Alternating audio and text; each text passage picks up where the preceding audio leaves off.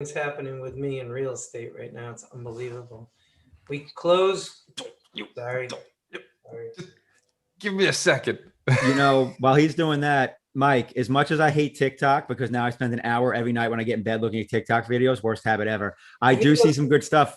Need those glasses. I do actually. Yeah. Glasses. The ones that Doug has. I need those 100%. In fact, I didn't know if Doug had an issue if those are just blue light glasses. No, those are blue light. Yeah, he told me. He was just like, no, I'm not trying to look like a rock star. He's actually for the computer screen. I'm like, well, they are rock star looking though.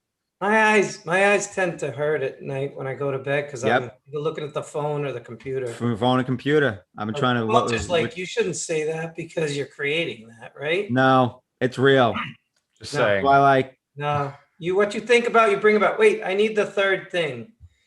What you think about, you bring about. What you focus on expands, and then you say. What you track, you get more of. That's what it is. Thank you. It's driving me nuts last couple of days. Agreed, but your body is also a machine and you have to listen to it. So if you're staring at a screen 12 hours a day, there's no way that's good for your eyes. It's interesting. Do you listen to it or do you tell it what to feel? Right.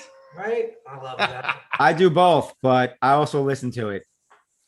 There's a process, right? Feedback is good. It's good to get some tell feedback. What to feel. All right, fine. So I'm going to do that. All right, body. I want to eat chocolate every day for lunch and be healthy as fuck. That's what. Listen to me, body. What's his name? Warren Buffett. He's a hamburger every day and Coca-Cola, and he's 90. And he smokes cigars. Really? He's the epitome of health.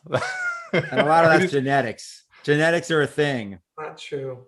All right, we're live. True. Mike, I'm blessed with genetics. I can eat whatever the hell I want. And I'm never going to be a fat bastard. Yeah, I can put on some weight, but I'm never going to be a fat bastard. I can eat whatever I want. And there's other people that they can't do that. They'll end up being 350 pounds. That's true, but you also play basketball at least 2 times a week.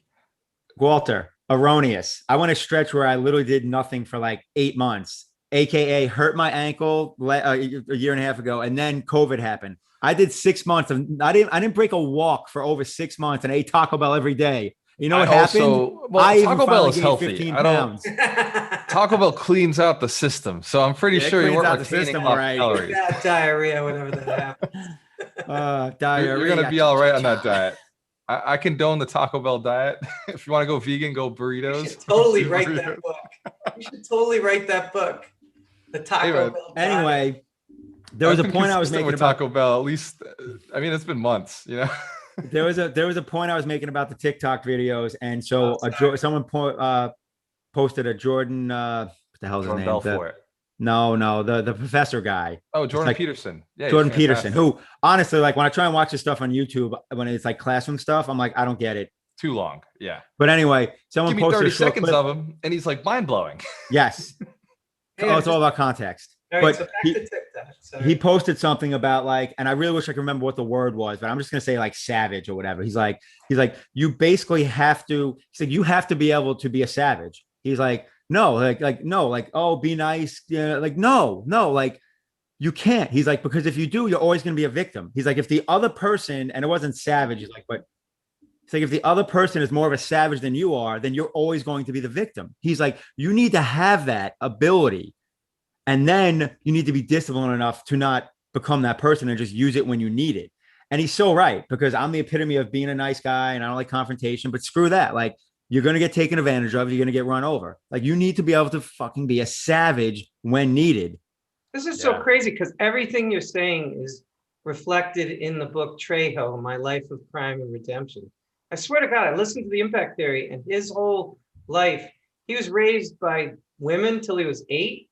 Then he went out with his uncle. He was squatted down to pee because he didn't know. And his uncle's like, no, men don't squat to pee. Welcome back to the 100 Millionaires podcast. My name is Gualter Amarelo, and this is a podcast where we talk about wealth, building our net worths, and sometimes the books we've read that talk about squatting to pee. So, Mike Shine, bring us in. That's Danny Trejo, My Life of Crime, Redemption in Hollywood. And my phrase is massive income from passive income. Mitch Jorsky, what is your phrase? You got to organize and collect. And sometimes that means hiring the right people to do the dirty work. All right. So that's from a conversation earlier, but being savage, I like that conversation, man. Like one of the tactics that I've used in real estate is sometimes I can be absolutely unyielding. Like the complete dick is the perception, because if you let people walk all over you, then nothing gets done. But at the same time, I'm like the nicest guy to do a transaction with until you're no longer falling in line with what I'm looking to do. Don't accept kindness.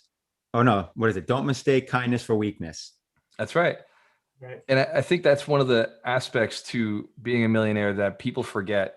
One of the fears, did you know the fears of millionaires? Like the fears of becoming a millionaire, like the fears our students face. One of them is I'm afraid that people are all going to want a handout. Once I become a millionaire, all my friends are going to want money from me. Or they're going to expect things from me. And I had the fear going into it. But what I realized after, I built wealth was I'm not giving you shit. Like you haven't earned it. Serve me and I'll give you something. Like I made a post yesterday. If I give you $100, what would you do to double it? Or I made that post a couple days ago. And then I made a post about try to tell a millionaire that they can't do something. Good luck with that. Like and then somebody said in the comments, hey, by the way, you can't give me $1 million. Like if I said you can't give me $1 million, then would you be able to do it? And I told him, I was like, yeah, let's build a business together. I'll make you 50-50 partner, make it a $2 million business. You get $1 million, I get $1 million. All day. I'll buy you out for $1 million if we build a $2 million business together. Like there's a way to do it, but we're not going to go give a free handout. Like you got to go do some work. Dude, I really, when you kept talking about undercover billionaire, I was really not into it. But since then, I've seen some of the posts because Grant Cardone is selling it now, where he made $1 million in, I didn't watch the show, but he's basically saying, I did it with no name, no reputation, no anything in 3 months. And he's now selling it as he can do that for you. I thought that was. Whoa. Hey, he's got proof too. Think about the social proof of that. He went on live media and did it fully recorded, like all the way through, documented by Discovery Channel. So like there's no refuting what he did. Yeah, and people rejected him, but he kept going. Hey, spoiler alert. He didn't build $1 million business. He built a $5.5 million That's business. what he says in the little Facebook ad. Yeah. So I'm going to get a bunch of it because I said Grant Cardone, but yeah. But his goal, he was going for a $10 million business. And I think if he'd had an extra week, he would have nailed it. He also got COVID right in the middle of it, didn't he? Bro, it was insane. COVID, 30 days in, gets COVID. The whole crew gets shut down. So when he comes back, he doesn't have his car. He doesn't have his housing. He's got to start fresh, but he's sold his car, right? and he had COVID like for a week and did absolutely nothing for a week. And then they pulled him off. So like the way I did the math is he lost at least 3 weeks. At least 3 weeks in the process because he spent that time trying to get a car, trying to get, a place to stay, had to get income again. Like it was, What happened to the other two people? They made $1 million. Each one of them did $1 million business. One did 1.1, one did 1 point, like it was just 1 million. I was really impressed with that woman who was like the music industry lady. Yep. Remember her? I can't remember her. Yep. I totally couldn't stand her the entire time. But at the end, I fell in love with her, right? Because I was like, okay, she was complacent.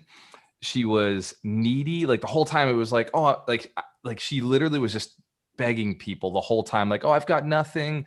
I'm a woman. I come from a minority. And I'm like, yo, like, come on, man up, like, or woman up. You got this other woman, Elaine, on the side who's just like accepting life, and she's like kicking ass, and she's older, right? Yeah. Like you gotta watch the series. It's so fantastic. I gotta check it out. I love it because they had all the diversity in there. You had a white female, you had a black female, and then you had an old white male who's in his 60s. So like all of these reasons people can't be successful, and every single one of them has kids. So every single one of them is missing their kids, and they're out there doing this crazy mission of how to build $1 million business in 90 days with $100, no housing. They're in towns they've never been in before. And each one of them has to hide their actual personality, has to hide like their name. And so not only are they trying to build wealth, they can't use their own name. Like they have to remember somebody else's name, like this whole new persona. Cool. Yeah. Anyway, I've sold it to you. Yes. So Mitch, Yo. the fear and greed calculator. Can we get that on your website? I mean, I got to figure out how I can install it onto my site. Bitcoin index, fear and greed calculator. I think I sent you the HTML. I think you just dropped that somewhere in the widget section.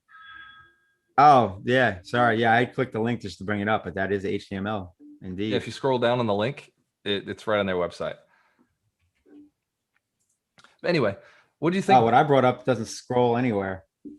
Interesting. So the fear and greed index, I pulled that up this. on a Leo Finance post that somebody had put out there.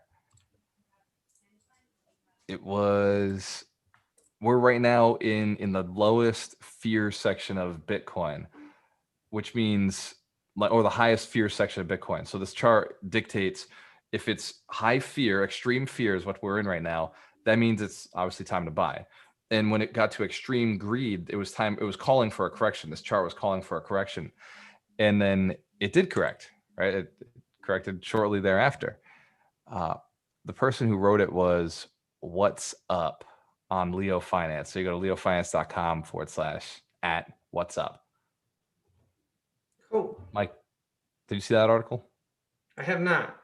Nah, well, I told you I was rushing around this morning, so I didn't end up harvesting till just now. So yeah, which was awesome because you told me about Leo, so I put it into Be Leo to Leo. So little arbitrage, man. When Awesome. one cub buys you 4 Leo, Mm. to me that's a no-brainer.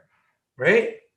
Last week, Cub Leo, it was 2, right? So Cub would buy 2 Leo, and Yeah. I started holding Cub again. But today I woke up and one Cub bought 4 Leo. I said, "Yep, take this arbitrage. If it gets to 5, I'm going nuts. I'm gonna get All crazy." right, Mike. I don't Yeah. really want to like blow up Gualter's spot, but that's not really an arbitrage. It's just taking advantage of one coin being like more expensive than the other, because an arbitrage would be if there's a price difference between B Leo, Leo, and W Leo. Cub and B Leo are 2 different coins. So it's not really an arbitrage. It's more so just saying, hey, you know what? I can stack up on this other coin using my more expensive coin. Gotcha. True, Not- I like that. I'm just saying, theoretically, well, it's not really an arbitrage, but it is a good play. It's a good investment play. It's a great investment play. And on the sake of arbitrage, I have been buying. Okay, since now we got to define this very clearly. Anytime I buy into Leo, it seems like B Leo is lower. It's the craziest thing. So I'll look at Leo, it's 20 cents, B Leo's 19 cents. Okay, I'll make that move. If it's inverse, if it's the other way, I just wait. Gotcha. Cool. But it's been consistent where there's either been some arbitrage for me to jump into it, or it's just been exactly the same price. Like today, it's 20 cents. It just across all the platforms. Cool. Yeah, it's a good enough move. Be right back. Gotta fill up my billionaire mindset. I like it. And I'm slacking on the mug game today. My mug just says coffee. It's very clear. My crypto mug was dirty. You've been focused more on crypto lately instead of real estate, but today you had some real estate issues. I want to say yes, but as I look at real estate right now, in fact, quick question about real estate. Is it me? I mean, I know Northeast summertime is when things pop off, and I know obviously with COVID and all that stuff, but oh my goodness, over the last 3 weeks, I have seen so many multifamily properties listed in like in my whole area, like Leominster, Gardner, Athol. Like we closed on that one property at the beginning of June in Athol, and like over the next, like the past month, I'm just seeing properties hit. And I'm not saying they're deals I would buy because they're listed, but some of them actually aren't terrible. But I can't believe how many properties are multifamilies are listed right now over the last like month and a half. It's been an onslaught, at least in the area that I invest. I agree with you. I'm actually looking right now to see. I mean, I got one of my houses under agreement already. Nice. You to authorize your password change. Oh, fuck MLS. I haven't gone in there in months, so Damn now I gotta password. change my password. I went and you want to know why I Yeah. went into mine so I could use the Athenasign to send out the lease to new tenants.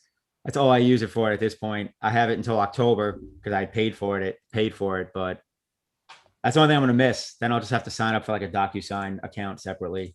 Yep. Yeah, I gotta put in. I forgot my password. I forgot my agent ID. I don't even worry about it, dude. I just find it interesting. I mean, it makes sense. I mean, usually things pop off more in the spring, but I think things were delayed, especially with all the moratoriums. In fact, that's going to be interesting because end of this month, moratoriums are over. There is going to like every eviction lawyer is going to be drowning in business. Bro, we've been sending our evictions through this entire time. Our eviction love it. attorney has it all stacked up. They're just sitting there, and every month that we think it's gonna pass, like it's gonna end, we get this big list of, hey, do you want me to still follow up on these guys? And a lot of our tenants have actually caught up and paid, but there's a few that we just don't like. Like there's a few that are just they're bad for the building, and they're messy or they're disrespectful to other tenants that were like, yeah. I mean, especially if that, obviously, my problem tenant with the illegal activities, like they're tenant at will. So like, I can just like, I just want to post the typical 30-day notice to quit. Like, as in like, I'm just giving you 30 days notice that like, I no longer want to continue our tenancy, like your tenancy, peace out. It has nothing to do with whether you're paying or not or anything. So, and then when they don't leave, then, if that happens, I'll explore all of my options. yeah, be nice, but screw them. Exactly. Like Swayze in Roadhouse. Be nice until it's time to not be nice. Yeah. Well, how will we know? You won't. How will we know? I'll tell you. That's a savage part, right? Like, Yes. you be nice, be courteous, be civil, right up until it's like, okay, that doesn't work anymore. You got to go. Like, Be nice until it's time not to be nice. Yeah. And it's not you're still being nice. You're like, hey, we had an agreement. You didn't follow through the agreement. I'm going to let you know that doesn't work here and go on to somebody else. I mean, listen, we always talk about, improving and growing and all that stuff. And, mindset, attitude, point of view, perspective, all that stuff. It's real because I mean, something that I know I need to get better at if I want to have more success in real estate is having the ability to basically drop the hammer if it's called for. And it's not something that I'm good at because I'm generally a nice person and I'm not a huge fan of confrontation. But bottom line is there's going to be tenants that, test you, and there's going to be tenants that push the limits. And you know what the saying is, the whole, you give them an inch, they take a mile. So yeah, you do everything, to accommodate people. But if they're not going to, if they're going to act a fool, sometimes you got to drop the hammer. I feel like if we go through an episode where you haven't recorded or said something about like a ludicrous lyric or organizing collect, like who's that, 50 Cent? Which one was that? Act a Fool is a Ludacris song. See that? Yeah, it's actually one of it's my top 3 favorite songs from him. And the funny part is it's in the movie where I quote Organize and Collect from. Which one was that? So that was Too Fast, Too Furious. Yeah. He says Organize and Collect is one of the lines. Like he's just talking on, he meets what's his name's character. And he was just like, now all I do is organize and collect. Yeah, but yeah, that song Act a Fool was in that movie, which is one of my favorite songs to get amped to. What's is it? Act a Fool is the name of the song? Yeah, Act a Fool. Ludacris. The beat is awesome. And like he's basically talking about wilding out on people when like they do dumb stuff. Which is necessary sometimes. Sometimes it's necessary. Dude, why is MLS? I just updated the password. Come on. Bro, you don't even need it. You don't even Massachusetts. You don't even know where that is anymore. It's true. I definitely. Speaking of real estate, I sent Doreen a link. I saw an article. Apparently, there's like 30 houses being auctioned off in Tampa, and it's like just the first run. It's being auctioned off by, I don't know, whatever legal entity, but it was all seized. some guy was running some ginormous Ponzi scheme in Tampa with real estate investing, and it turned out to just be a Ponzi scheme. So Yeah, I'm interested. everything got seized, like cars, how like all the houses, everything. But yeah, so they're selling off. It's like it's like hundreds of single family homes, but they're going to start with 30 to see how it goes. Yeah, I'm all right with that. Like I'll get me buy in all on 30. that. Let's go. Give me 30, man. I'll buy 30 houses. Right. Shit, 80,000 a piece, 100,000 a piece. Let's go. I mean, I don't know what they're going to go for at the auction. Walter, when I like about maybe a year and a half ago, I was recording in Fall River. Yeah. Same day I was recording I think it was like a drug dealer, got in big trouble, and they said he owned over 1,000 properties in the Fall River area. Did you Wow. ever hear about that afterwards? It's The possible. Fed seized everything, and the clerk was like, "You're not gonna believe this. This is," and I was just thinking it was an amazing opportunity. Right. I don't remember what happened, but he was big property owner. Like I said, like 1,000 units. It's possible. I have no idea who it was. Like Yeah. anything that if the units didn't go for sale, I wouldn't know. Gotcha. Okay. Like if they didn't end up in a desperate situation. I remember 2 years ago, one of my buddies picked up about 100 units, but Gotcha. not a drug deal, although a marijuana related quick case. I know somebody who got into some shit with 100 buildings. Well, maybe that was it. I don't remember. Was I that the do know mayor? that. No. I love the mayor, but he doesn't own any real estate. Which that always bothered me, right? I always told him, I'd be like, Jay, like, come on, like, get some real estate, bro. You invested in the city, like, get some investment here. Hey. And like he wanted to, but he's like, nah, I'm focused on doing the city thing, focused on making things better and improving the city. But like, yeah, but like, you'd have some real investment if you owned something here. I'm trying to get him to think like an owner. Maybe there's a reason he didn't want to put down roots. I don't know. Looking back. I don't know, but he's still in the city. He's still he works. He's partners or something with Townhouse in Fall River. So like restaurant's doing amazing. He's got an awesome business growing. I stopped in a couple times. It's really nice. Food's great. The atmosphere is great. So I don't know why he didn't buy some real estate. I think he would have done amazing. And he knows all the rules, all the laws, knows everybody. Yeah. He could have really done a great job with it. But yeah, he likes bigger business. So whatevs. Gotta do Mike what Shine, juices you. you ended up down here in Tampa, Sarasota. What the heck was that about? So I get the text. Like I get the text at what, midnight, Mitch? It was like 11 o'clock at night. He's like, "Hey, I'm going to be in Sarasota tomorrow. You wanna meet up for lunch?" I was jealous. I was like, wrong coast, bro.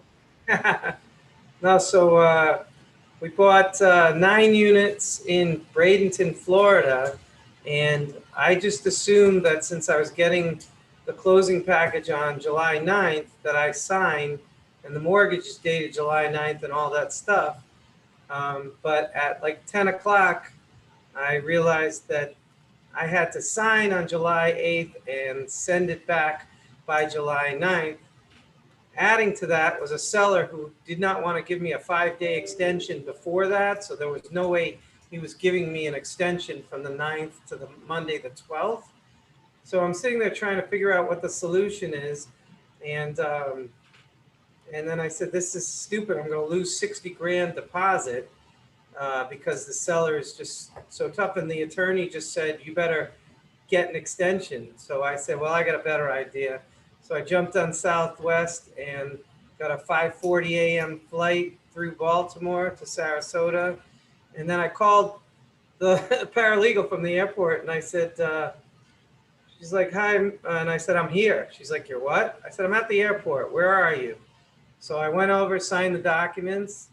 Wow, really nice lawyer's office with all sorts of snacks, a full bar. Like, I want to sit there all day and just drink. They had beer, wine, whiskey, like 5 conference rooms. But the nicest thing was that Gualter drove an hour and 15 minutes to see me, pick me up, and we stopped and had a quick lunch before he had to run back up to get on a call. So yeah, thank you very much. That was awesome. Talk about good friends. Dorina told me before I think it was in the morning or at night, because she and I spoke at night. I woke up before her to get up there. And she told me, she's like, you have a rule of you don't pick anybody up at the airport. I was like, Mike Shine makes me break all rules. I appreciate it. Oh yeah. You're welcome, brother. No, and that's like a no-brainer to me. So when I make those rules and I say those things, Yeah. there's like a few people, like my dad, I would do it for, or I would like drop the money if I haven't seen my dad in a while. Like I'd go pick him up from the airport. I'd go to Orlando, like whatever. You're the same way, you and Mitch. I appreciate But for it. most people, it's like, hey, I'll be in Florida. Can you come down to Miami? Yeah. No, I mean, that's 5 hours for me. I'm not going to Miami. I could have Ubered, but it really gave me a level of comfort. So when I was at the airport, I knew, Gualter, you were there. I just jumped in and I knew I was going to the right address. And yeah, it all worked out really well. And We found a vegan place called Subway, right? Yeah. Subway. Shout out to Melanie and Steve. Right? We're looking for vegan places, and we do find one that sounds like it would be. It was like leaf something, green leaf, whatever. And it says vegan right on the menu. Like it was just fate, right? This is what we're saying. So we get into the parking lot, we pull in, we go, we're thinking, man, like this is awesome. The universe is taking care of us. We're just driving straight on this road. We look at the GPS, there's green leaf plates, and we get to the door, it's closed. They don't open for another 30 minutes. 11 a.m. It doesn't open till 11:30, and we had no time. So So we went to the Subway. We ate fresh. What was cool was my partner had sent his documents from California, and so I actually got to sign on the same documents, which is not necessary, but it was just kind of cool. Signed in Florida, and then jumped back on the plane same day and got back to Rhode Island. So yeah, it was awesome. So you picked up 9 units. What was the total purchase price in this one? $940 with a $20,000 seller credit. So $920. Nice. And the deal was in Sarasota or Bradenton? Bradenton. It's a C property that. What was really exciting was right after I closed, I got a text from Diami, my partner, and he said, "Here is another 9 unit, approximately 2 blocks away, Oh way. in a lot worse shape than ours, and it's going for 167,000 a door, and we bought ours for like 100 a door."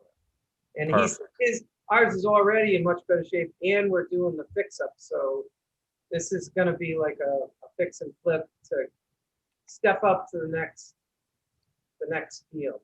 So, Yep. Like I'm really a buy and hold guy. I'm not a fix and flip, but recently the opportunities have been there because while this was all happening, I think we mentioned before that I had 15 units with Ken in Fall River. Yep. We bought the 15 units, which had a 3 unit, like a 3 family. And we went to the engineer and within 2 months split that 3 off. Well, that's closing. The 3 family, we sold it and it's closing. I signed the documents last night and the buyers are signing today. So, Hell yeah. Nice. So how much was the profit on that flip? Right? Basically, you just got that 3 family for free. yeah, you're exactly right. That's what it is. Because that one, I guess 920 is my number because we bought that one for 920 and we're selling the 3 family for 387,000. Nice. So, which is nice because we did the work, to split it off, and it's a perfect FHA buyer scenario because the first floor was just had been redone by the seller. So they made the first floor, and we didn't rent it. So, And more importantly, you have that 12 unit under agreement. What's that selling for? I don't really want to say it. Oh, it's not closed. Yeah. So, but the point is that even if you kept that 12 unit, Yeah. you're into that now for 600,000. Yeah, which we actually said to the buyer of the 12 unit. Both Ken and I were like, you know what? We don't really need to close. If you're gonna jerk us around on this, we'll keep it because Ken is such a good partner. He had flipped like 5 units and they were all finished. So now it's just ready to cash flow. It has some sweet cash flow. So that's like the greatest situation ever. We had all our money out of it and it was going to cash flow, but the price was too good. So we're actually stepping up. We just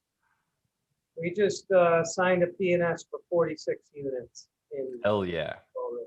So it's That's- not really 46. It sounds better than it is because Trust me, I did the numbers with Ken the other day. I was like 46 units. My heart was like melting. I was like, man, like I didn't I'm know so about happy this. for you guys. Like, this is amazing. boarding house, but we couldn't say anything about it because we didn't get it under contract till Oh, wait. yesterday. No. So I coach Ken. So coach Ken is in my coaching program, which by the way, super exclusive. Don't ask for it. Only 3 people in the coaching program. It's more than you can afford. So just saying that out there. And Ken like told me he's got these 46 units, and I was like, dude, that's a game changer. That's like Mike wants 50 units. And Mike wants 100 units, and we're getting them. well, when you and I sit down and set your goals up, you know, a Yeah, year yeah. ago, it was 50 units. So like that's coming to pass. Yeah. See, Yeah. that's why we don't aim after units, because you know it doesn't really matter. It's about Boarding cash house, flow. these are like rooms. But the exciting thing about the rooms is we might be able to turn it into a sober house with Patrick Sullivan. So Yeah, and you'll get way more than the 46 units, because I think 11 of those units are actual apartments. yeah, exactly. So it's like 11 apartments, and then the rest are it's like 35 Yeah. rooming The houses. Like, rooms yeah. and yeah, I was just waiting to get it officially under contract because apparently after we made the offer and it was accepted, you know, Massachusetts, you do an offer and acceptance before you do a P&S. I'm not saying it for you two. I'm saying it for whoever's listening. I know you're really well. For the listeners, now you know what the rules are. Thank you. Me and Mitch, we understand that you're explaining. By a lot in Massachusetts. Anyway, I barely heard him just now, so I don't know what he was explaining. Oh, really? Am I too There quiet? you go. Get closer to that microphone. Sounds better. All right, so hang on. Let me move this sucker up. Mitch, Anyway, by the way, so your microphone sounds fantastic again. Thank you. Whose does? Yours. Oh, well, that's because I'm mine using the sounds right like mic. shit. Is that what you're saying? 'Cause What were you mine- saying about you had something about a offer and a P&S, and I just So we made the offer, and then ours was with a financial contingency. okay. You know, Mitch, you actually sound better than Mike right now. Wow. Is it because the air conditioning's on in the background, or is mine sound like- No, first of all, what are you talking about? My mic should always sound better than Mike's because like it's this. Yeah, Mike's got one of those. Does he? Oh, I didn't know that. Holy shit. Mike, maybe just turn your gain up a little bit. I got it way up there. I don't know. How's Oh, that? You know what? That sounds way better. I'm gonna be like Mike, and I'm gonna take my mic out of the screen. No one knows. You usually see me at home where I have a piece of crap. I'm like, no, microphone in the screen. Let's get a little bit Like more this. of that. Check 1 2 1 2. Mike, Anyway, check. so apparently the day after we made our offer, which was over asking anyway, the seller got an offer of $450,000 more cash. So he had no interest in helping us out. You think? So I had to wire the 5% deposit. And then we hadn't seen the P&S agreement because the seller's attorney had some issue, but it was like, I was talking with the seller's attorney to get it done, or at least my office was, but I was afraid that the seller would not honor it. So we had to get everything done perfectly, but we did. We got P&S signed, we got our deposit in, and the attorney was very nice to say the money is safe and sound in my account. P&S is all signed. Looking forward to a smooth closing for both buyer and seller. Nice. We're gonna put it up on the market tomorrow. Sell it. Hell yeah. I'm surprised the seller didn't do anything he possibly could to get out of that contract because holy shit, that's a lot of money more. Yeah, exactly. Yeah. Yeah. Which I don't even know. I mean, maybe that person is offering that much because they're gonna turn it into sober housing. Because I don't know how the numbers can make sense. 1031 exchange. There's so many 1031 exchanges Ah, right now that people are Yeah, people paying overpaying for everybody's stuff doing the because 1031. technically they're not overpaying because they're saving a crap ton in taxes. Yeah, everybody's doing the 1031 right now because they've made so much in real estate and they don't want to pay taxes, so they keep Yeah. rolling it. So the deals that we've seen being done, like Mitch, I was just looking at Fall River because you talked about the prices of housing up in New England, and I'm still seeing, yeah, there's a little bit of inventory, but it's not great inventory. Like 3 Oh families. no, inventory's tight. I felt like in the last month, a lot of multifamilies were listed, at least in the area that I invest. Yeah, I mean, Fall River is supposed to have somewhere around 100 multifamily listings, and we're looking at 67. We've been as low as 50, which is really, really tight for Fall River. So having 67, like, we're still in a tight market, but you're right. Like, I see a little bit more on there than there should be, or there has been. So moral of the story is for all those people looking to Fall River, apparently there's 67 properties available. So what are you Yeah, doing? and I'm looking at the prices, and some of these are a little bit lower than what they have been. In fact, there's one in East Main right now for 249, which that's a decent price. I know the property, and I know there's work to be done inside of it. So, yeah, maybe not a great price, but 12 units for 1.15, like, and these are all 3 bedroom. That's 12 unit. No, these are all 2 bedrooms. 12 units, 2 bedrooms each. 2 bedroom, my favorite. Yeah, that's on Danforth Street. Oh, Mike, is that your listing? No, we're not in East Bay. No, you're not. You're not on Danforth, are you? You're on No. Danforth. County Street. You're on County. Yeah. So Danforth is I think I know who has that listing. I think that's Chris Gallo. So yeah, I'm looking at right. I don't- At the same Mike, when he said Gallo, all I could think about was my cousin Vinny. No, Jerry Callow with a C. Gallo. Oh, that was, I love that movie. Jerry Gallo's dead. I know. Yeah. I'm Jerry Inventory's still Callow with a tight. C. Gallo. But watch it, Mitch. Watch the real estate prices over the next, we'll say 3-6 months. So inventory, like, real estate is slow. Like, you can't tell you're in a drop until you're in a freaking drop, until Oh, I'm not you've saying been we're going to see sliding we're down going to for see a a while. drop. I just said it's late rush for New England because usually everything gets listed in the spring, and it seems like everything got listed in the summer. But also the state opened back up, at the end of spring. So I think that's a big piece of it in terms of COVID. Yeah, when we were going into houses, we heard a lot of people saying, we're going to wait until COVID ends and then I'll put my house on the market. I don't want to do it during COVID. So that is going to be because COVID was a false inventory restrictor, right? During the process, especially on the single family homes and the small multis, it was a restrictor of, I don't know what's going on with COVID. I'm not going to sell it. I don't want people in the houses. I'm concerned with, I can't evict tenants. There was a lot of reasons not to list the property during COVID. So it created a tighter inventory.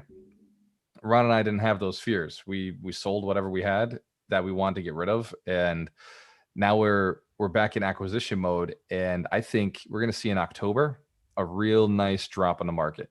Maybe not a massive drop. It may not be a 20% drop, but I'm thinking 10% in that vicinity. So we're still hunting. This is what people don't understand about real estate investors. We're still looking, like, we're still hunting, we're still putting in offers, but they probably won't get accepted until the market starts turning, until people get desperate. That was my only concern because in I don't know if it was 2008, but I used to make a joke that when people were coming to me, to do deals, it was because the market was old and it was, turning.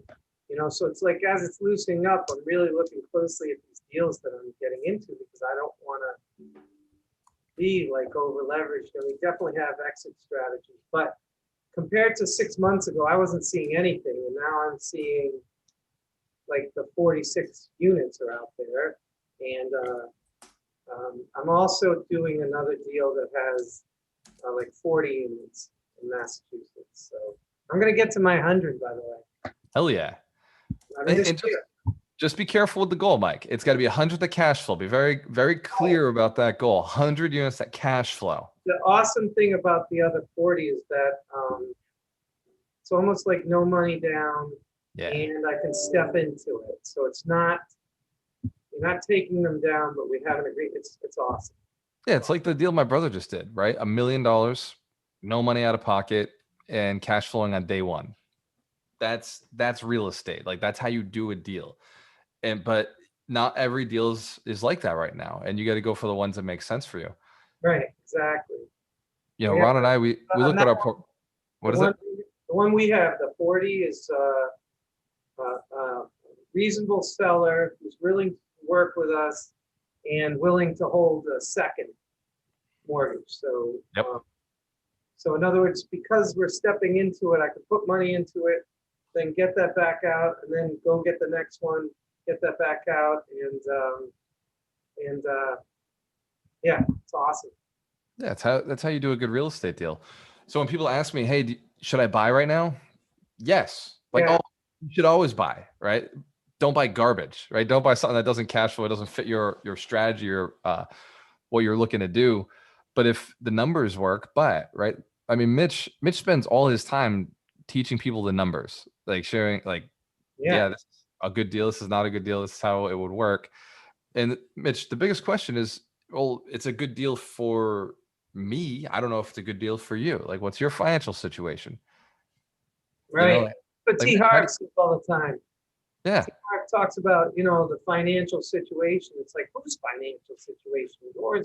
Yours is very different from the guy sitting next to you. right. What's the 100%. And that's, I mean, think about it. I mean, shit, case in point, the example of, the property Mike was just talking about.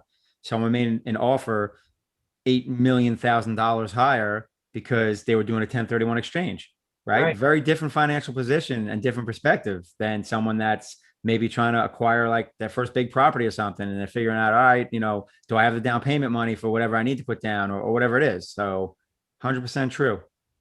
Right. Yeah, it makes a big difference what your position is, like why you're there and what you're doing. So when people ask, is this a good deal? Understand that's a loaded question, right? Like, do Yeah. not message me with, is this a good deal? I have no, I have no time to, and guys, I don't know if I know Mitch is probably getting close to this point, but Right. like, I'm at the point where I can't respond to everybody's messages. Like, it's just, But it's unrealistic. didn't your new coach tell you to stop Yeah. doing that? Yeah. Yeah. What was his reason? He said, you have a way for people to contact you that is paid. And I said, yeah, I got the mentorship. They can go in the mentorship. They can reach out to us. He said, make that your firewall, right? Every good computer has anti software, I like like it. anti-malware. They have a firewall. I was about to say that's what Mitch needs too. I Yeah. think that's huge because it's so easy to call Mitch and say, "Hey, can you walk me through this or walk me through that?" Yeah. Not, He I said, would, you're suffering from nice guy syndrome where you're trying to help everybody. You want to respond to everybody. But he's like, you've just got to realize, like, how many hours are you putting behind responding to people? And I was like, it's somewhere between 4 to 5 hours that I put in every day responding to all the messages. And he's like, yeah, what could you do in those 4 to 5 hours? He's like, you're working a job that it doesn't like pay. He's like, yeah, I get that your spiritual side feels really good, but how does your physical side, how does your ego side? And I was like, dude, like, I'm getting to the point where I don't want to do it anymore. And he's like, that's not good. That's not healthy. Right. right. So put a Put it firewall up. NGS, nice guy syndrome. That's right. Is So, there a pill for that? well, apparently, I I already need the have the pill. structure in place. So every week I do 7 calls, right? All those 7 calls, that's me giving back. He said, Yeah. you could take a few messages and just respond to those on the call and have people come onto the call to ask questions instead of responding to messages. That's a great idea. Nice You job. still spend the 30 minutes. You're getting great content, so I can use all that content later on to promote. But Mitch, we got to get you on that too, man. Like, we're facing the same problem. Is like, don't message me. Is this a good deal? Like I want to be very clear. Don't message me. Is this a good deal? Unless you're in a coaching program that you've paid for. And It's funny that this popped up. I literally just got an email from someone like with this scenario essentially. Are they in your coaching program? No, but they're new. They're new to the mentorship, so they do get their consult. Right. So they do the consult. Yeah. So Right. get all your questions in that consult, right? You got 30 minutes. Let's go. Hey, I wanted to just switch gears for a second because I thought this was kind of fun. Yeah. So Make Elon, money, have fun. so Elon Musk, like a year ago, Yep. made a comment on Twitter. It was something to the effect: "Our chairs, are undervalued, or chairs are underappreciated. Chairs, right? Chairs. But everybody interpreted that as shares because he likes to thumb his nose at the SEC, which Yeah. somebody calls suck Elon. Anyways, that's what he calls it. Wow. So, anyways, so that was a year ago, and then right after that, they did a 5-for-1 stock split. Yep. Okay, so now the other day, he showed a picture of a car seat for a child and a picture of a gamer seat, and he said, a children's car seat or something like toddler car seat and gamer seats are the same. That was it. So everybody's like, what the hell does he mean? And somebody immediately said, Elon's talking about chairs again. Because he called it a gamer chair. Okay. And so the interpretation, which I actually believe, even though it sounds like crazy, was that he was saying that gamer chair has to do with GameStop. And GameStop, if it's around 190 a share, would be equal to Tesla if you take a bigger share and you split it 4-for-1, because it'll hopefully by the time he's going to split it on September 6th, which would be 669 or 996. Oh my God. Wait, Tesla's splitting again? That's the whole thing, is that it's just Elon telling his people that. So supposedly they're going to announce a stock split, and if it was at 760, obviously you can't predict the exact stock prices, but he's saying that 760 for Tesla is equal to GameStop, which is around 190, which would be a 4-for-1 stock split. Wow. Interesting. So it's very, I just like it because he does these cryptic things and it's fun. I mean, maybe it won't happen. There were like 5 other interpretations. But, I mean, it's entirely possible that he has kids that are in baby seats, right. and those gamer chairs are just a way to babysit them, or who knows? He doesn't really behave like that. Yeah. It's smart though, because what it does is it creates buzz and speculation, and then people start buying up the stock thinking there's going to be a stock split, and even if there's not going to be, so it's like he is a master magician.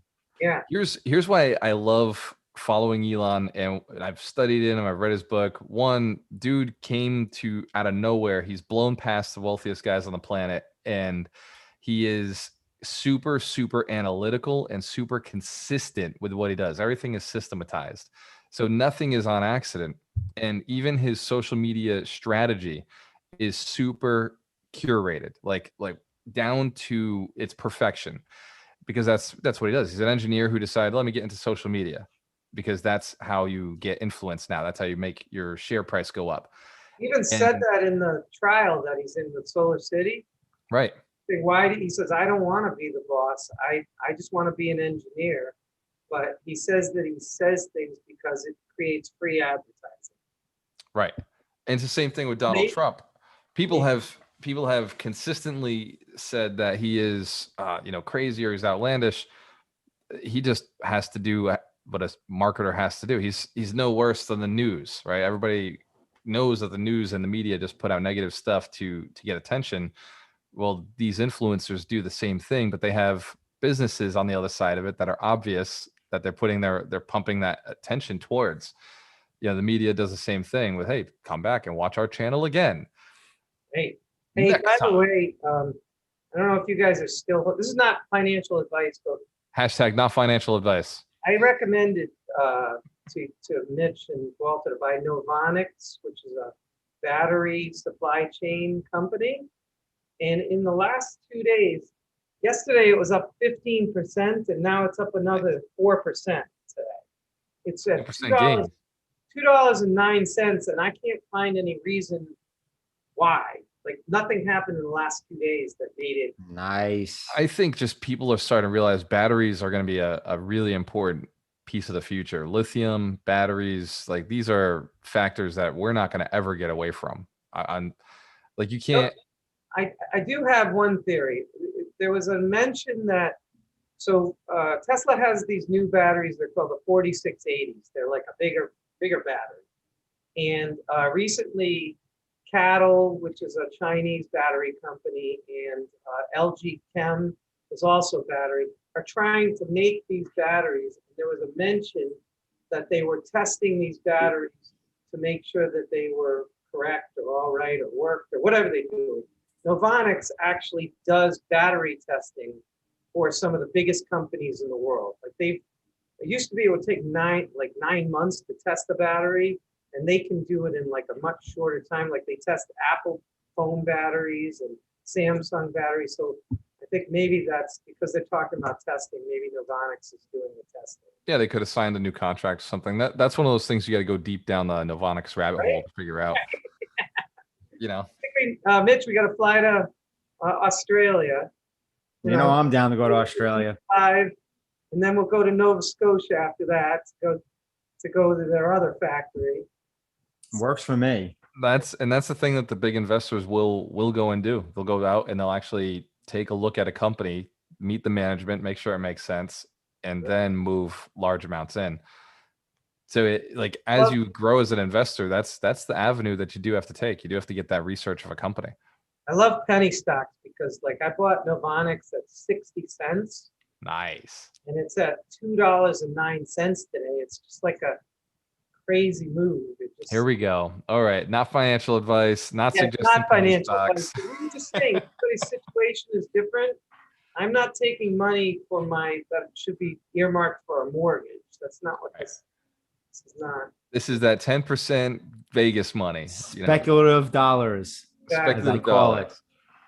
Here's what's cool. All those speculative dollars seem to be doing really well right now. Right? Wow. It's patience though.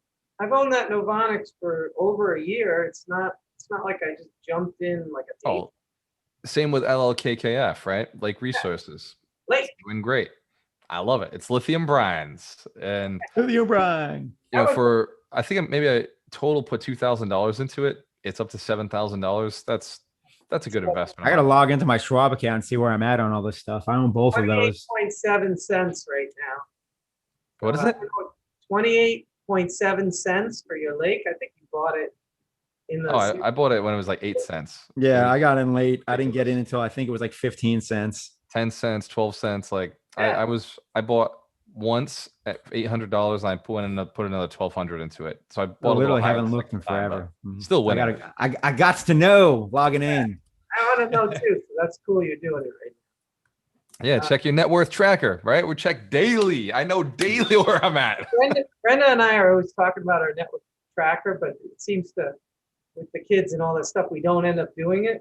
But the great thing about doing all these loans, like we're refinancing our mixed use, is that they force you to do a personal financial statement so you can see where your money's, where it is. And that's one reason why the wealthy always know their net worth. It's because the banks require these PFSs, right? The personal financial statement's always a requirement. So it's like, well, okay, send the PFS over. So we're constantly updating it because the bank needs it. Brenda was saying to me yesterday, last night or the night before, because she was submitting personal financial. She's like, "You want to know our net worth?" I'm like, "Okay." I was like, "Awesome," because it says it right at the bottom. Yeah. It feels good, and it's growing. There's more coming. Yeah. Yeah. I just gotta remember like the crypto and stuff. It's kind of like move it over. You're like, oh shit, that's another asset. Don't forget that. Yeah. I had to add a whole column for crypto on my my net worth tracker. And the other thing for me is my deal with my partnerships is I'm the money guy because I'm a little bit older. And that's not, I think you'll all be where I am, if not further, when you get to my age. But so that's an asset. When you loan that to a company or when you put that money out, it's not like it goes away and you don't count it part of your net worth. Those loans are assets. Yeah, exactly. That's so how come we're down this amount? It's like, oh, that's right. We moved that into the Florida property. There's a loan over here. There's an asset that we just acquired.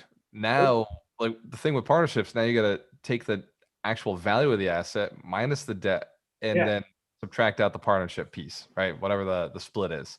And we're actually doing that today with the three family because I lent a bunch of money and Ken put in some money as well. But we're going to get that back and make him whole and keep me pretty much whole. And then we're rolling it into the next one. So it's very cool. Very cool. That's how it's done. Yeah. Net worth tracker. And if you haven't gone and written a great review for the 100 Millionaires podcast, go to iTunes, write a review. It means a lot to us. And it also gets us in more people's ears so that they can be successful, learn some of the strategies and things that we're working on and talking about. And mostly this podcast is just fun. You know, we're a couple of millionaires talking about what we're doing to make money and our lives and how things are affecting the market. Our economy is totally different from the economy, like T. Harv says. Our personal individual economies are all doing well, while the rest of the economy seems to be down right now. And that's okay, right? I think it's okay to do well in a down market. I think it's okay to do well in a great market. As long as you're always doing well and you're controlling your economy, that's what this podcast is all about.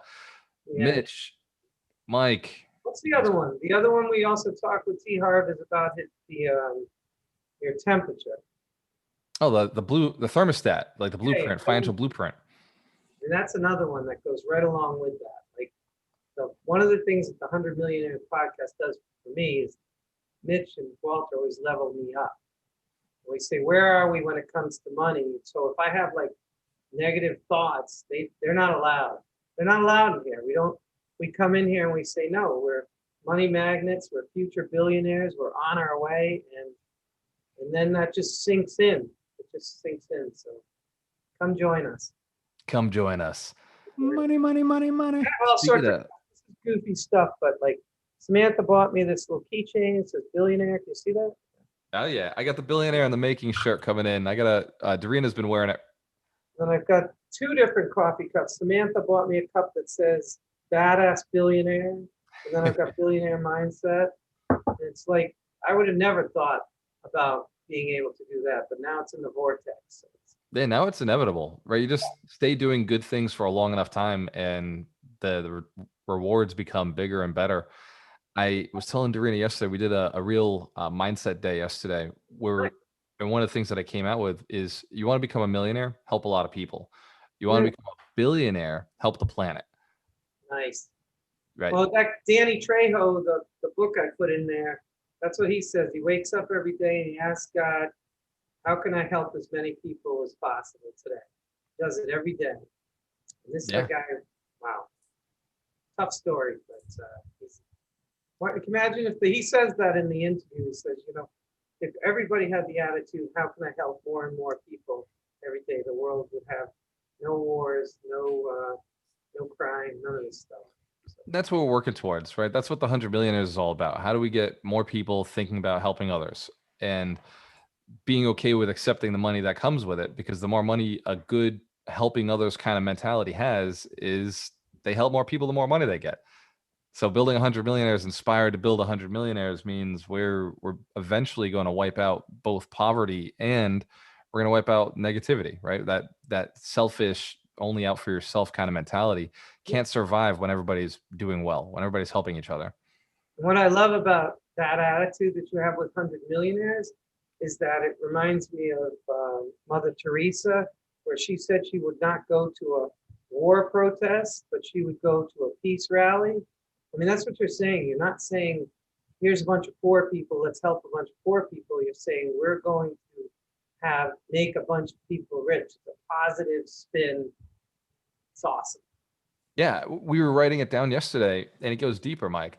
There are problems in the world. We're not blind to it. It's not like we're ignorant to the fact that global warming is a concern. It's a thing we should be working towards improving. Go vegan. And right, going vegan supports that. We're looking at, there's economic unrest, right? There's definitely not enough jobs to support the people that are operating. The housing prices are getting crazy where housing is unaffordable for many people in many places.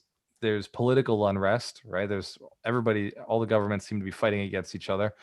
There's a lot of problems in the world right now, but who can solve it? It's definitely not the politicians. You know, they've proven that they don't know how to put the economy together or create better housing or, you know, feed people. Like inflation is here. Like inflation is here. There is no denying it. You go out to a restaurant, it doesn't cost 20, 30 bucks anymore. It costs $100. You know, like I can't go out to a place and not spend $50. It's like impossible. And then like you've got housing is just through the roof, right? Housing is going through the roof. Rents are on the rise. There's a lot of issues. There's a lot of problems, but millionaires can solve those problems. That's what like the definition of an entrepreneur is one who solves problems at a profit. That is literally the definition of an entrepreneur, one who solves problems for a profit. And so if they're profiting, they can solve more freaking problems. Yep. Great. You know, 20% of an entrepreneur's budget should be spent on marketing. Like that's what that 20% is for, is go and solve, like bring more people with more problems in and solve their problems. So when people say, oh, well, how is building Millionaires going to make the world better? It's like, dude, like all we do is make the world better. Like that's what millionaires freaking do. We solve problems. We solve housing, or we solve, you know, how quickly something can be done or how easily something can be done. Mike, you're an attorney. You make sure like complex things are worded properly. Like that's what millionaires do. We solve problems. Yeah. I lost my train of thought. Imagine 100 more of us or 1 million more of us. Man, we have And I solved think big problems. part of that mission is what I was saying about T. Harvard, that if we can get people's money blueprint where they don't think that having money is a bad thing, which is really a very quick discussion. If you have someone who thinks that rich people are jerks or all that stuff, it's a very quick discussion saying, well, what do you want to improve in life? Like, let's say you want to improve global warming, right?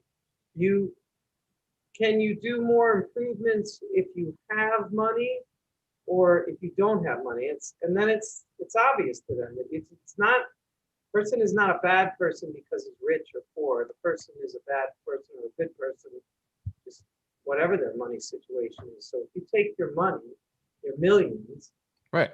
put that towards a great thing, then having money, that just if you could get people to get off that blueprint of, you know, money is evil and all that stuff, would transform the world. It's one of the core mindset limiting beliefs. Like one of the negative limiting beliefs that stop people from being successful is they believe money is evil. Yeah, there's this phrase in the Bible that says money. Well, this is what the phrase actually says. It says the love of money is the root of all evil. But people believe that money is evil. Like they just hear money is the root of all evil. Right. But it's the love of money, right? The love of money. Like money is just a tool. It's just a gauge. It's like, how could you love something that's inanimate, right? It doesn't even do anything, but Ebenezer you certainly have to Scrooge. track it, you know? What is it? Ebenezer Scrooge from A Christmas Carol, just sitting there while life goes, just counting his little coins. Well, see, that can be fun, right? If counting things is your thing, like I totally get it. You know, I did the silver thing for a while and I'd go count it, I'd shine it, and like, that's fun. You know, I'm a collector. I like things. But at the end of the day, the silver never did more than just made me happy in those moments. Whereas when I put it into crypto, I traded my silver for crypto. Every day it's earning money because I'm creating liquidity for other investors who want to sell or want to buy. And so now I'm adding value to those investors and I'm earning for that. Thanks to Mitch Jorsky setting me up with cryptocurrency.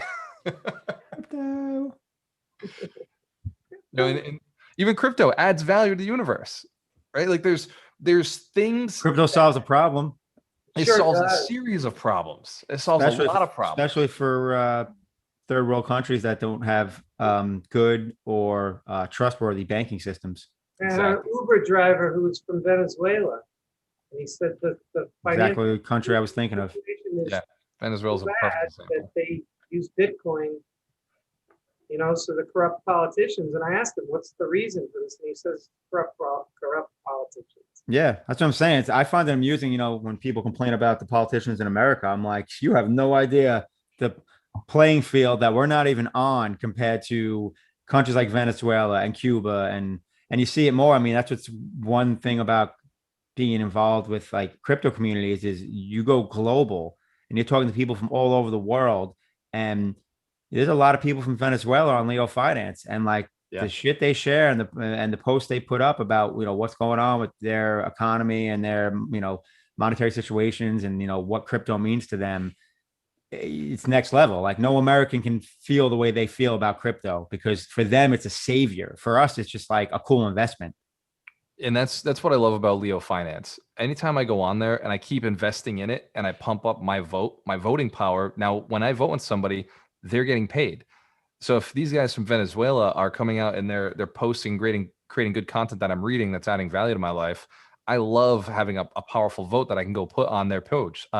So now they're earning significantly more than they would have otherwise. They're making, and that's the thing with the power of currencies and the differences in those currencies. I mean, $5, $5 on a post for us is like, is this even worth my time? $5 for them on a post every day is life changing. I mean, we have people. I know there's one guy from that's in Nigeria that is basically living off of posting on Leo Finance because that $5 goes like so far.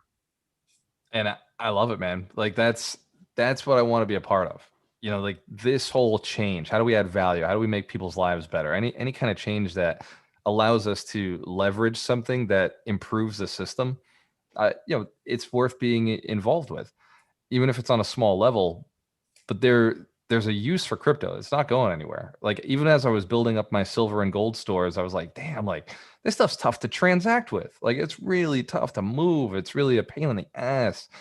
And so when I switched over to putting it into crypto, I'm like, dude, like I'm holding it. It holds its value. It fluctuates a little more. It's got way more volatility, which I like. I'm a fan of volatility.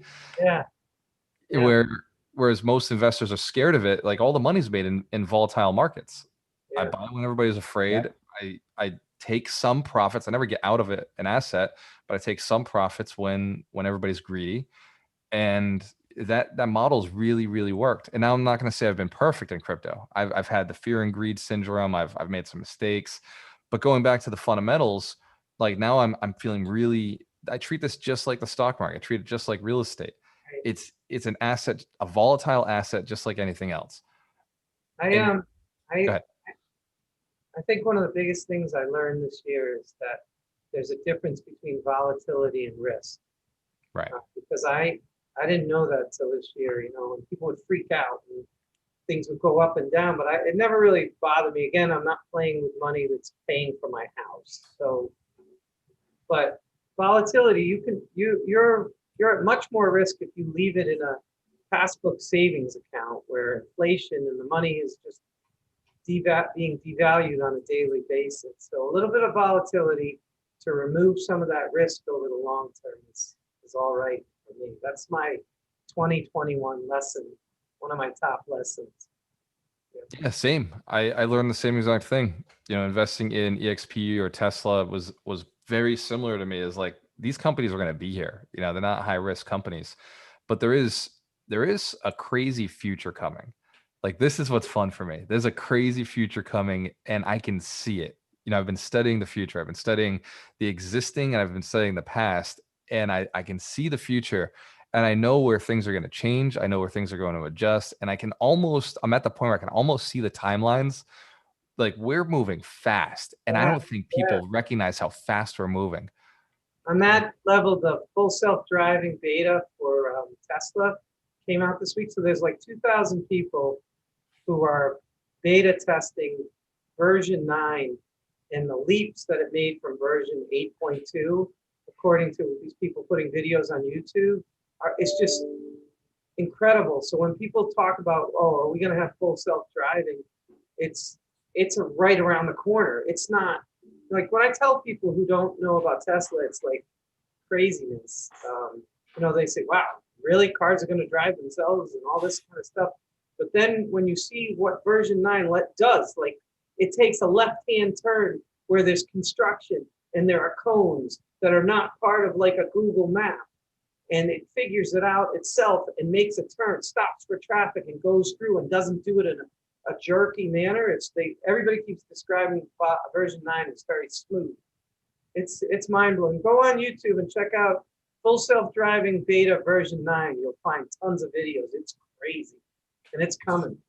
It's nuts, man. The gene therapies, the like genomics, like the the technology with AI, it's terrifying and absolutely exciting, right? Yeah. As long as you understand, like, these are things that are happening and you have to really get a good understanding of it. And like the people who are working jobs right now Yeah. and not having time to research and look into stuff, they're going to miss the boat. And I feel bad, I do. That's why we do all the videos and the trainings, and we teach and we give this information out, because we have the time to go and do the research, right? Because we've created time for ourselves to do that. And it's an exciting future. And there are some people who are just going to get smashed on the rocks, like absolutely freaking destroyed, because they're afraid of it, because they're not going to adjust in time. Right. And like, the biggest question is, how do we help people get their mindset, pull their heads out of their asses and be like, look, this is the future. You can't change it. You can't go back. Like, Yeah. go forward intelligently. I just want to say one more thing about the full self-driving. It's either Tesla or crypto. Like, we fall down the rabbit hole. Well, only because Tesla's attitude is they will not release this full thing until it's 10 times safer than a human being. So Right. 90% of accidents are caused by driver error, distracted drivers, stuff like that. So In full disclosure, driver. Mike Shine is a heavy investor in Tesla. This is not financial advice. I just get excited when you say you're excited about the future. I don't think about my shares. It's really a neat thought that if 90% of accidents are caused by driver error, if we can remove the driver and all the emotions and the teenagers who are texting and anything, you 100%. reach in for your your Impossible Whopper, which is on the other seat, and you're not looking, and then somebody stops, all that stuff. The Tesla full self-driving is going to handle that. So Self-driving, allowing people to eat while they drive. Yeah. That's, again, proof of somebody who's focused on the planet, right? That's why he's a billionaire, focused on the planet. So if you want to solve big issues, you're going to make a lot of money. There's no denying it. Who like right now, vegan anything is hot. Like vegan restaurant, vegetarian restaurant, like anything like that is hot. And yet people are still focused on doing other businesses and stupid shit. And it's like, bro, like there's literally, like, meat will be banned 40 to 50 years from now. Like, it will be. Like, the government understands it. They know, like, this is the cause of global warming. And if we can shift off of it and we go straight vegetarian, then that's where the money's going to be made, right? That's where we're going to save the fucking planet. You see the steak that you can make in a petri dish? Yeah. That's what I'm saying. There's going to be synthetic. What's going to happen is going to be synthetic meat. Synthetic meat is coming. They grow it in a lab, Yeah. and it's real DNA of cows. Yep. You don't have to kill a cow.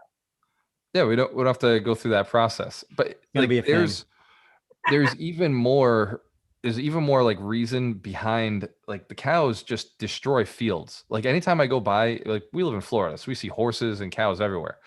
And I look at the field and I'm like, damn, like, that's a lot of land just completely wiped out because of these, like, grazing animals that just eat grass all day, and trees can't grow.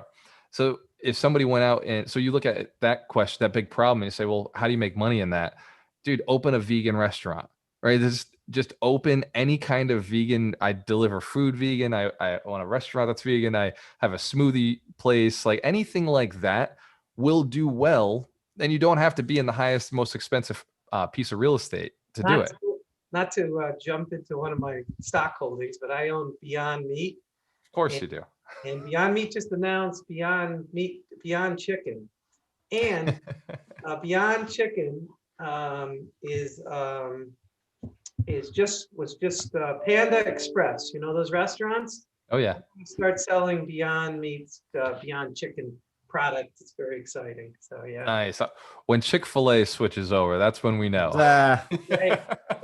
God, KFC switches over. That's when everything will change. Right? Exactly.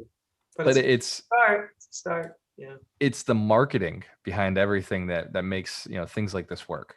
So it's there's a lot of movement. The millionaires are going to make millions. I mean, the people who go into the right things for the future are going to make absolute, like, a killing.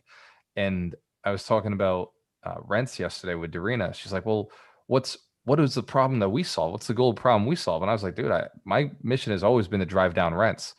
Nice. And most investors are not thinking drive down rents. They're thinking, I love, rents going up. And I love the benefit of rents going up, But I would much rather be the guy driving down rents. You know, how do you drive down rents? You got to create more units. You got to put more units in the market.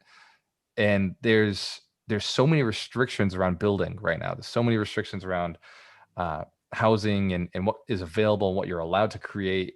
And it really is going to take the cities like loosening up on what we can do. Even Boston, like the rents are insane because the city won't allow you to chop buildings up, or they won't allow you to change certain structures. And it's like, man, like this is going to have to change in order for people to be able to survive. Yeah. I love those bumblebee things we were talking about last night. Those Yeah. where you can make a studio into like 2 rooms with the bedroom. Those are cool. I love all the innovation that's happening and all these different, like I know you're interested in 3D printed houses. That's And right. yeah, that's Robots building houses. yeah, and building them cheap. Aren't they like $5,000 a house? Or We can build cheaper and faster. yeah, 50,000, maybe not 5,000, but yeah. Yeah, we can build cheaper and faster. I mean, the biggest expense is the machine itself, but once you own the machine, now you're paying that off over 7 years, and it's just put those things together. Now we're dealing with the city right now. We're dealing with the structural engineers, making sure that the city will allow us to do what we look to That's do, so and cool. that's a process. But once Yeah. we get the city approval, we get the structural engineer to put something together that the city approves, then we should be able to rock and roll. We can put these things up in 14 days. So it's just about, Wow, that's awesome. And that includes putting the windows in and all the stuff inside once you. that's the machine printing, and then after that it's finish and furnish, Gotcha. run the lines, run the plumbing, run the electrical, all the inspections, get the windows, the doors, all that stuff. And yeah, so that it takes about 30 days to put a house together, as long as your contractors are on top of you. Like, you got to put your contractors working on top of each other. I want one. That's a system. We'll get there. We'll get to the point we can do. Can I have the first one? Hell yeah, Mike. So that's something we Not a realized we got to contract. start just like Elon did. You start, the first houses have to be really, really nice. And then eventually we can get to economy. We can get to that point where we can pump out, 500 square foot units or smaller stuff. But in the beginning, it's like anything else. You got to go and serve the wealthy, take care of people. And if Elon can live in a box, right? What is he living in, Mike? Boxable? I Yeah. believe is the Boxable. company. Boxable. Yeah. If he can live in a box, I'm pretty sure that we can make some awesome 3D printed houses with the Tesla roofs and the solar panels. And Right? yeah, that's probably going to be my most fun project. How many of those can we put up in a year is going to be the big question. We're aiming at 20 to 40 in year 1, but I'd love to see that number closer to 500, 1,000, houses a year. It's still not going to make a massive dent, but if we can get up to 10,000 houses a year, now we can have an impact on inventory. Like, at that point, we can really change things. Tesla did a deal last week with a company for new build, like a big development, Austin, Texas, I believe. Yep. Rather than retrofitting roofs and stuff like that, this is all brand new construction with some builder in Texas, and it's that's really exciting, because if you start getting Tesla roofs from the start, the way they design the whole thing, and they have extremely sophisticated HVAC that Elon said he wants to do in houses in the future. It'd be So awesome. the cars already have it, and they're using that technology, putting it into houses. That's like a game changer. I would love, so our biggest concern is the wood involved with the roofs. We want to stay away from wood because most of the houses we're going to build are in Florida. Termites are a major issue for us. So Yeah. So we're looking to stay away. If we're looking at metal struts instead. Mhm. So if Elon goes and puts something together that is like, just drop this on top, we're good. We're golden. It's amazing, isn't it? Yeah. You have like a whole house package, like boxable with Tesla, all the Tesla equipment, and drop it in and you're ready to go. All the tech is in the roofs, right? All the tech that goes into a house now can be stored up in the attic. So that's where the HVAC is. That's where the you can run all the wires and the systems run through the roof. So Brilliant. here in Florida, it's not like in New England where the basements run everything. The ground floor runs everything. down here in Florida and in the southern states, everything is run through the ceilings. So it's a much easier thing to drop all the technologies in that roof, drop that in, and you got a Wow. house. That's amazing. And that's why I like Tesla so much, just because they're like, I think somebody described it as like 12 startups in one, because Yeah. we didn't even talk about cars when we were talking about that. We're talking about HVAC for homes, and we're talking solar roofs. Those are two different divisions that have their own, and saving the planet. This is not, again, this is not financial advice, and this is not about the stock. I just love Elon, and I love the company, and I just think that they're really trying to help save the planet. It's cool. Yeah, I love it. And by the way, guys, we're on YouTube, Facebook, and Periscope, which puts it on Cool. Twitter, and we're also on LinkedIn. I saw So that. It all the says custom, things. instead of Facebook, it says custom live streaming service. That's nice job, Gualter. I'm impressed with myself. Sometimes I Yeah, do that's smart awesome. things. I was just thinking if we could do our little part, like whether it's you doing 3D houses or us creating millionaires and housing that's affordable, that's gratifying for me, you know? I asked myself in a deep meditation state. I fasted for a week and I was meditating and I was asking, the universe, what is the one thing such that by doing it, everything else is easier or unnecessary and to make the planet better? And the answer came back, build millionaires. Like just Nice. build entrepreneurs who are focused on doing things morally, ethically, legally, and improving the planet. And that's it. That's the one. Like we just need more millionaires who are focused on becoming billionaires and looking to add value. The way we teach it in the mentorship is add value, add value. Everything has to add value. So we're on the track to have a really massive impact on the planet. Hey, so totally random thought. Went out to dinner with Kim and John Rodriguez the other day, and Kim mentioned that Melissa Darling had taken her to this place called Cloud Nine, and it's a sensory deprivation Oh yeah. spa, and she said it was amazing, like blew her mind, and so I wanna do it. I don't know if they Darina have wants to it do down it near too. you, but Yeah, Darina's actually done it once, but she yeah, wants to do it again. Yeah. she love it too. She did it. She didn't quite understand her mind, so it was kind of a unique experience for her. Uh, Scary. yeah, but now obviously she knows a lot more about meditation, understands more about like how the mind works. So she's looking to do it with more intention this time.